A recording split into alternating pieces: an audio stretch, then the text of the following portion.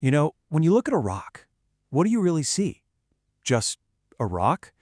Well, what if I told you it's actually a history book? Today, we're going to dig into one of the biggest questions out there.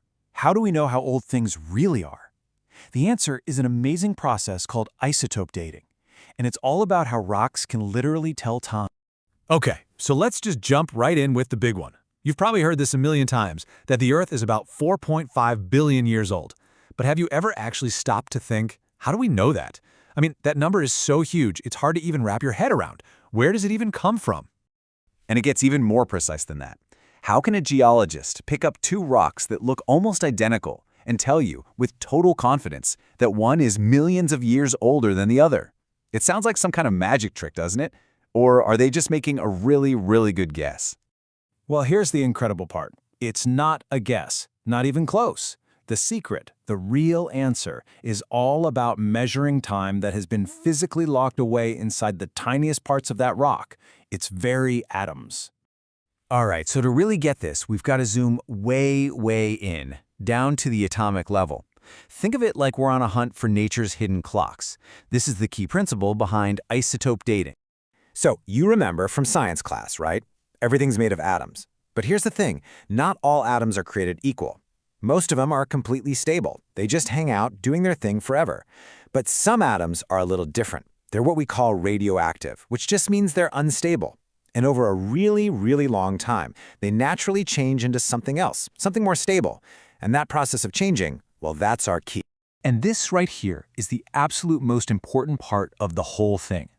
This change, this decay, it's not random. It happens at a rate that is so incredibly steady. It's like a perfect cosmic drumbeat. It never, ever speeds up or slows down, no matter what. And that is our clock.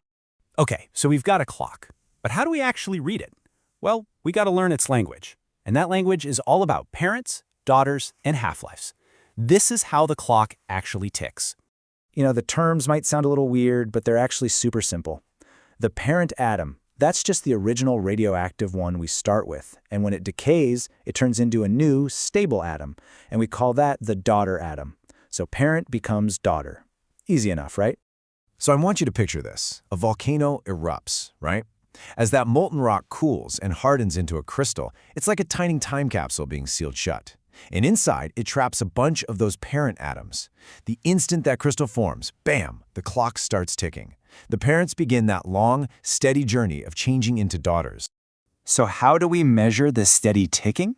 We use a little something you've probably heard of called a half-life.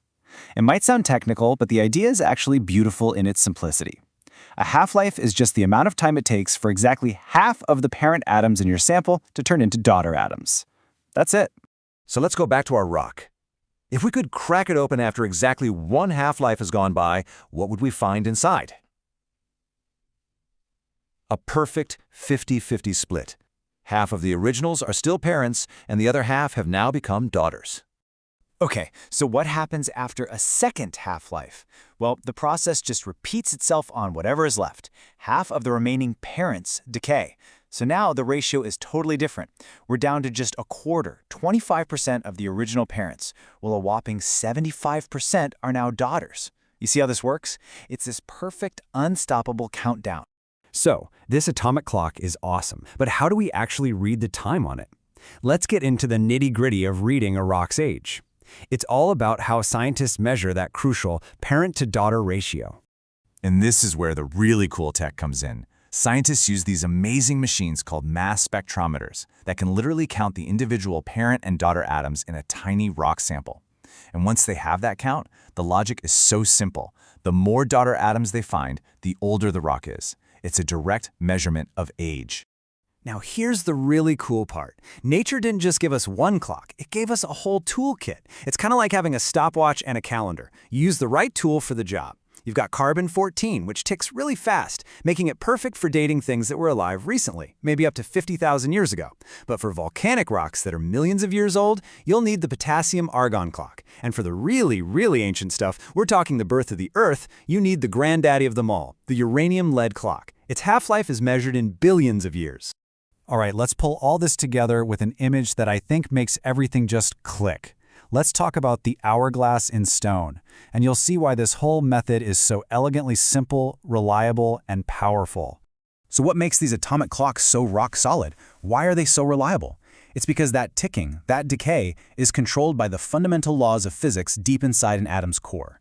It is completely, totally unaffected by anything on the outside. You can heat the rock up, crush it under immense pressure, douse it in chemicals, and that little clock inside just keeps on ticking, perfectly, steadily, always.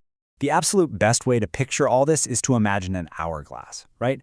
The moment that rock solidifies, it's like a tiny, perfect hourglass gets sealed inside.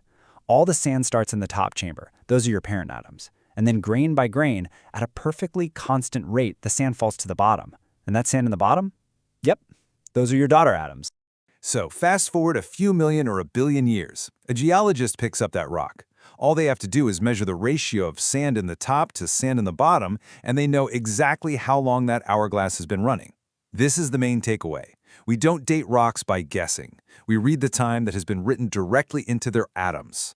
And that, right there, is the beautiful power of isotope dating. It turns every ancient rock into a timepiece, just waiting for us to read it. The principle is simple, the method is reliable, and the result is nothing short of powerful. It's the very foundation of how we understand our planet's epic history.